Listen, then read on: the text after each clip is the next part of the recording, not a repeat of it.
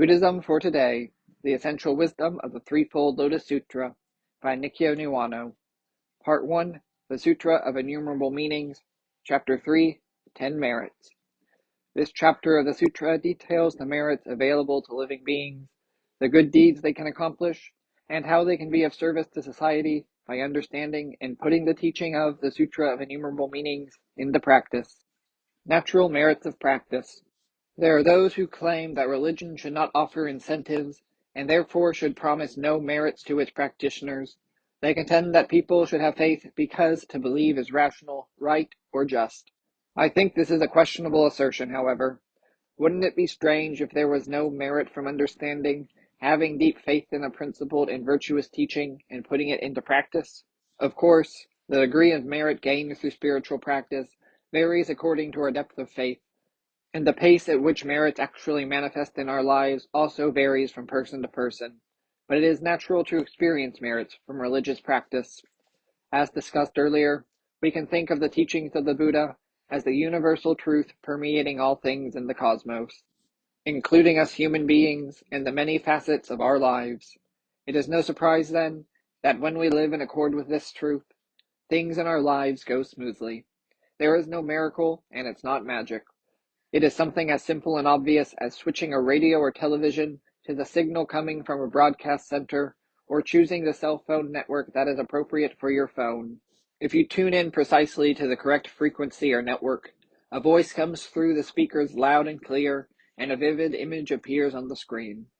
To continue the analogy, what use is a radio or television if we can't get any sound out of it or capture any image, no matter how many times we reset the channel? What good is a cell phone if we cannot connect to the appropriate network? Useless gadgets like this end up thrown into the corner of a closet or shed to forever gather dust. Likewise, in some places in the world, religions have gradually lost their influence, and today they are often relegated to a forgotten corner of the human heart. I think the reason for this is that many of these religions have focused on otherworldly benefits, such as rising to heaven after death or finding salvation in a paradise. And because of this, they have overlooked the importance of the tangible, practical merits of religious practice that manifest themselves in the daily lives of practitioners. The true teachings of the Buddha do not offer just intangible merits that are available only in the afterlife. The merits of practicing Buddhism manifest themselves clearly in our daily lives in this world. These merits are felt not only by ourselves, but also by others, and their positive influence extends to all people in the entire society and beyond.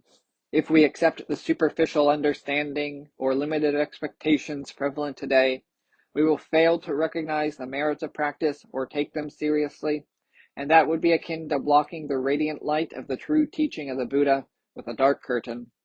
We must abandon such limited expectations and narrow perspectives by throwing back the heavy curtain obstructing the brilliant light of the Buddha and basking in the Buddha's radiance, receiving the tangible merits of practice that we can truly feel and experience in our daily lives. This is the true hope of the Buddha and the sole purpose for which he appeared in the world. Where this sutra comes from, leads, and abides. This chapter opens with the Bodhisattva Great Adornment, again addressing the Buddha. Great Adornment is deeply impressed by the teaching of innumerable meanings and praises it as truly profound and possessing great power. Next, he relates his own understanding of the teaching, and then he concludes his monologue by posing the following questions to the Buddha, which I quote directly from the Threefold Lotus Sutra. World-honored one, this sutra is beyond conception. World-honored one, where does this sutra come from? Where does it lead? And where does it abide? So that it possesses such infinite merits and wondrous powers, enabling people to attain supreme perfect awakening quickly.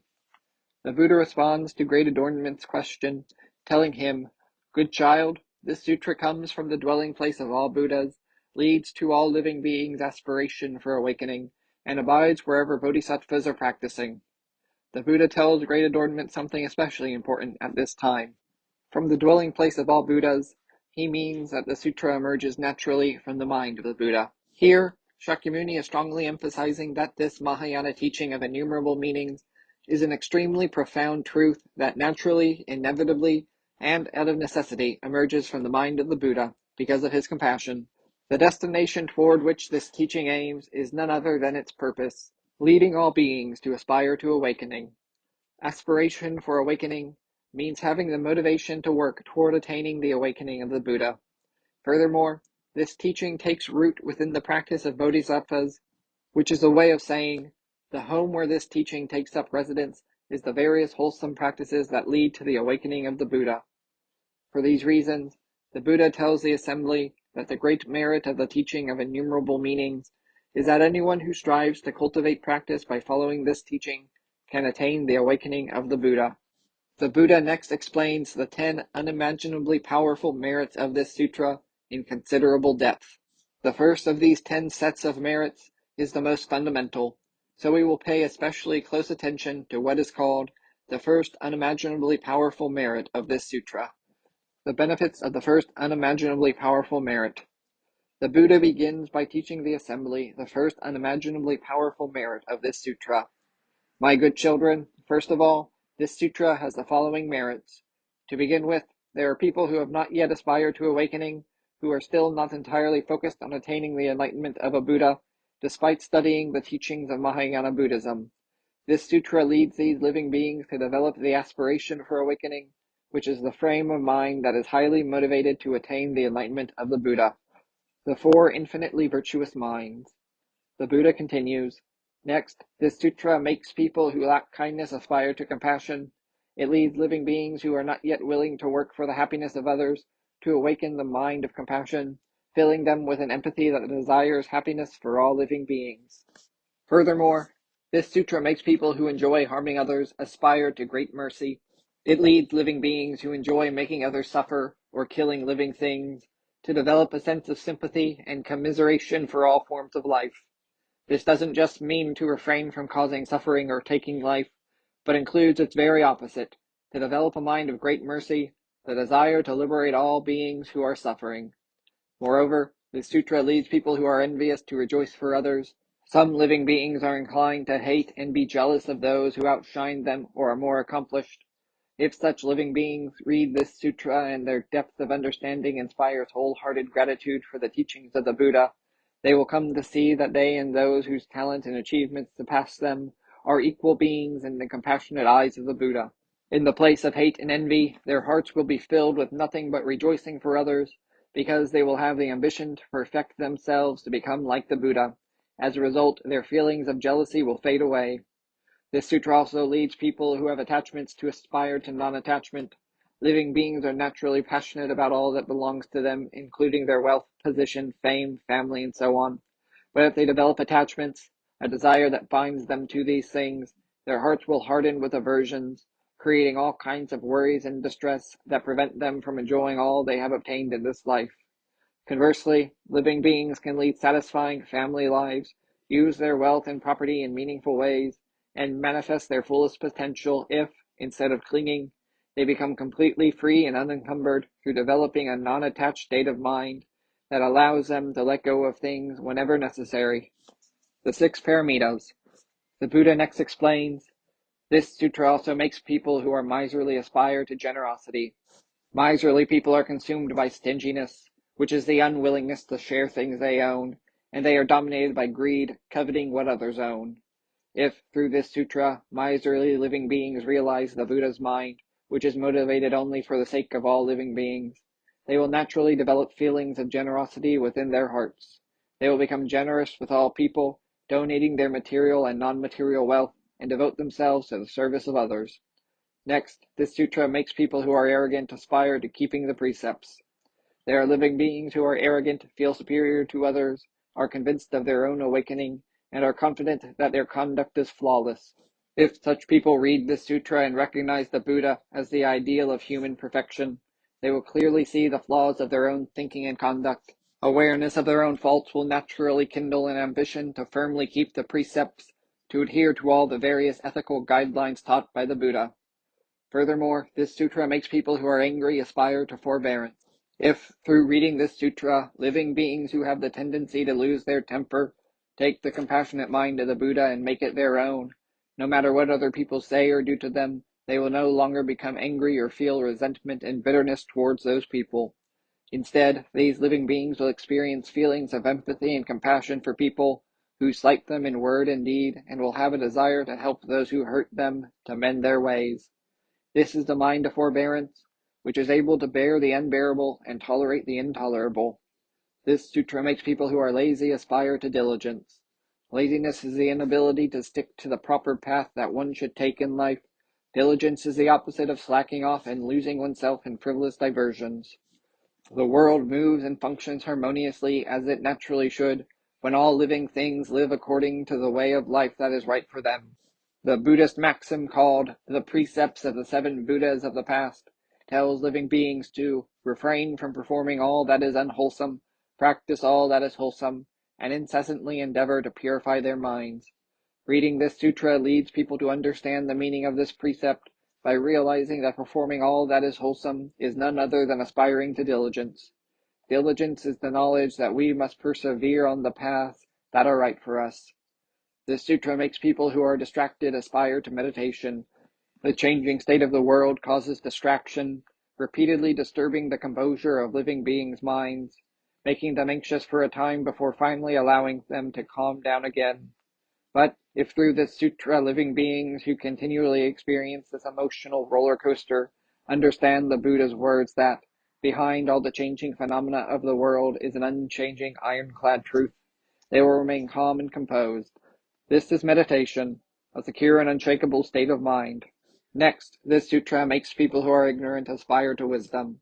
Ignorance means seeing only what is right in front of one's face, thinking of nothing but the present moment, without giving any thought to the consequences of one's actions.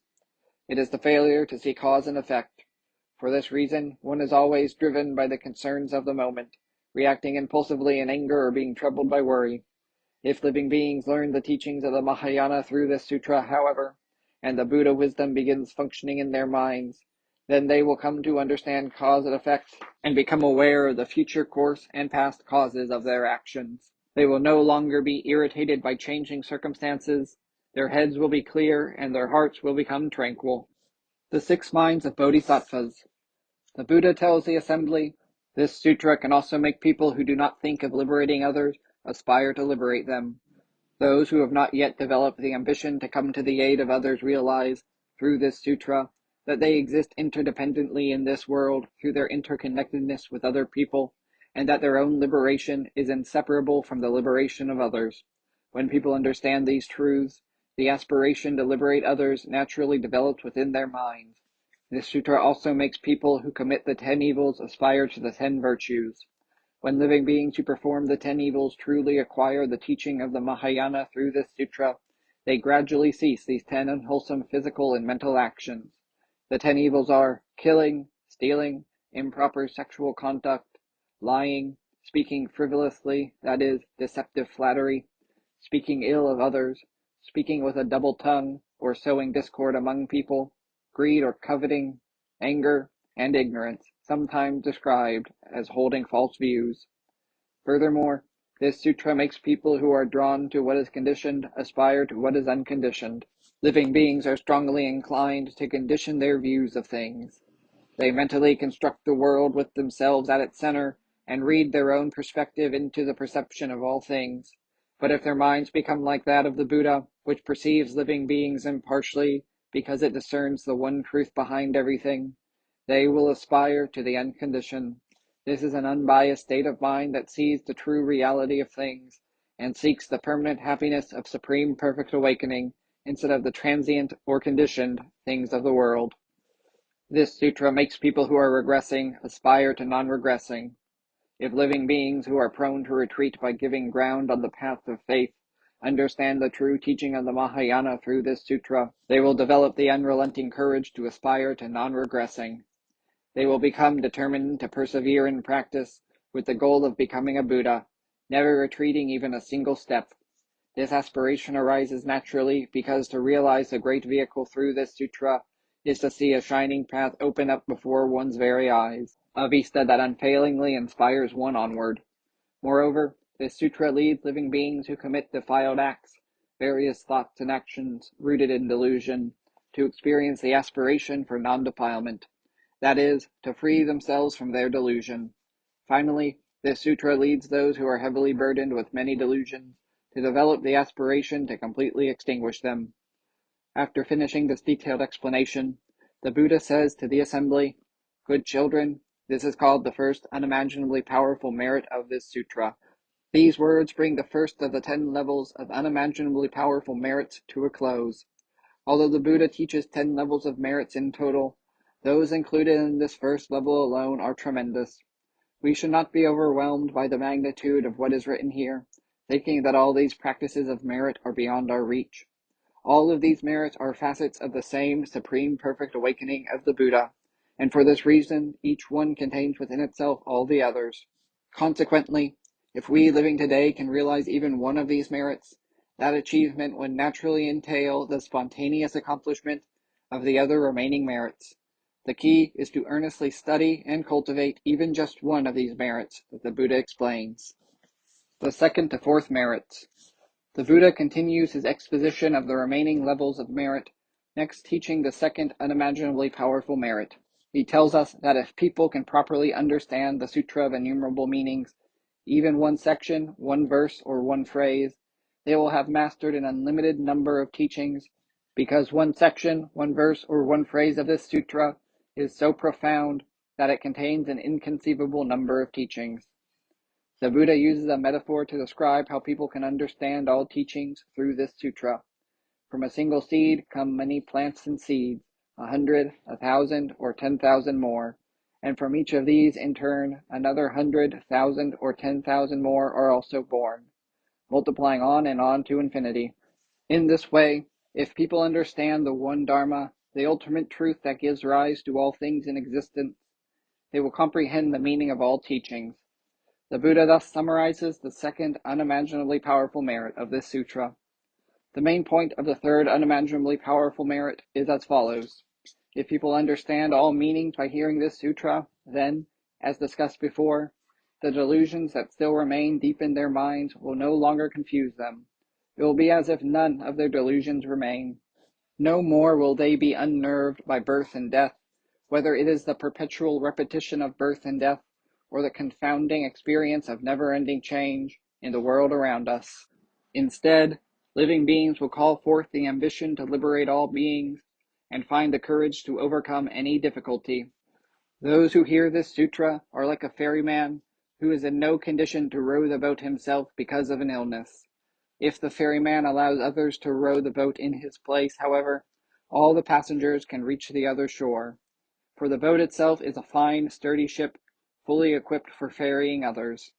Likewise, even if living beings are ill with many delusions and stay on the shore of ignorance, aging, and death, those they teach can reach the other shore of awakening because they possess this fine, sturdy, great vehicle sutra of innumerable meanings.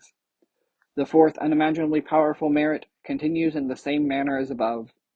Shakyamuni Buddha tells us that if people hear and understand this sutra, or even a portion of it as short as a single phrase, despite the fact that they are far from complete liberation, they will nonetheless be able to guide others to awakening through sharing this sutra's teaching with them. These people join the retinue of great bodhisattvas who ferry people to awakening through sharing the Dharma. The Buddhas will always protect and keep them in mind and teach the Dharma directly to them. The sutras promise that the Buddha Tathagatas will always protect and keep in mind practitioners of this sutra and teach the Dharma directly to them is extremely profound. The Buddha is always with us from the start, but until we give the Buddha our full attention by entering the Bodhisattva way, we never look to the Buddha directly. We only steal momentary glances at the Buddha from the sidelines or from behind. After entering the Bodhisattva way, joining the retinue of bodhisattvas, through hearing this sutra, we face the Buddha straight on, paying full attention and bathing directly in the light of the Buddha wisdom, without turning away, even if we sometimes find the Buddha's luminescence too bright for us. This merit is an extremely important one. The more willing we are to receive the teachings of the Buddha, the more we are able to teach the Dharma to others according to the methods best suited to their needs. People who have not yet become true bodhisattvas, what the sutra metaphorically calls a bodhisattva child, can gradually deepen their knowledge of the Buddha's teachings by repeatedly studying this sutra, even if they cannot grasp its deep inner truth from the very beginning. This is all the more true for those who have already firmly established themselves as bodhisattvas. People who continually study this sutra attain a constant awareness of the Buddha's compassionate embrace, which is like the protective and steadying support of a parent. The Buddha thus summarizes the fourth unimaginably powerful merit of the sutra, fifth to 10th merits. The implication of the fifth and sixth unimaginably powerful merits of this sutra is that if people receive and embrace, read, recite, and copy this sutra, their speech and actions will perform a great service for society, despite the possibility that they have not yet completely rid themselves of all their delusions. The Buddha also tells the assembly that, notwithstanding these remaining delusions, through the merits of this sutra, they will be able to teach the Dharma to people in ways that lead others to free themselves from their own delusions and suffering. This point is also critically important. Do not assume that you have to be fully awakened to teach the Dharma to others. Sharing what you have learned is a magnificent bodhisattva practice. For instance, just as a young prince is entrusted with the affairs of state when the king travels or falls ill, those who share the Buddha's teachings act on the authority of Shakyamuni Buddha, the great king of the Dharma. The prince conducts affairs according to the national law, leading the people and ensuring that all in the land follow his arrangements exactly as if the king were governing. Likewise, people who receive and embrace this sutra expound the teachings, conduct affairs, according with the Dharma, the national law, enabling people to break free from delusions and overcome suffering as the Buddha does, the king. The fifth and sixth merits show us that when people who uphold this sutra teach it to others, they will be just like such a prince, leading people to awakening on the authority of the Buddha. The seventh, eighth, ninth, and 10th unimaginably powerful merits attain profound depths of awakening, and their explanation increases in difficulty with each level. To summarize briefly, these final merits teach us that our own liberation and the liberation of others are not separate but interrelated. The more one deepens one's understanding, practices the teachings, and shares them with others, the wider one's own awakening opens, and, simultaneously, one's ability to liberate others also expands. Eventually, this leads one to attain the same state as the Buddha. At the conclusion of the Buddha's explanation of these 10 unimaginably powerful merits, everything in the heavens and on the earth shakes in multiple ways, and various offerings for the Buddha, bodhisattvas, and others present at the great assembly come spiraling down from the sky. The entire assembly, from the bodhisattvas to the various other beings gathered, faces the Buddha and makes firm vows to disseminate this sutra. Hearing these vows, the Buddha is greatly pleased and praises them as true children of the Buddha who liberate people with the Mahayana teaching, which I quote directly from the sutra. Good, good. All of you good sons and good daughters are now truly children of the Buddha who, with great benevolence and great compassion, removes suffering and prevents calamities. You are good fields of blessing for all living beings. You are excellent teachers and guides for people everywhere. You are a great refuge for all living beings, great benefactors who always give the benefits of the Dharma to everyone, everywhere. The Buddha entrusts the sutra to those present at the assembly, and all are filled with great joy.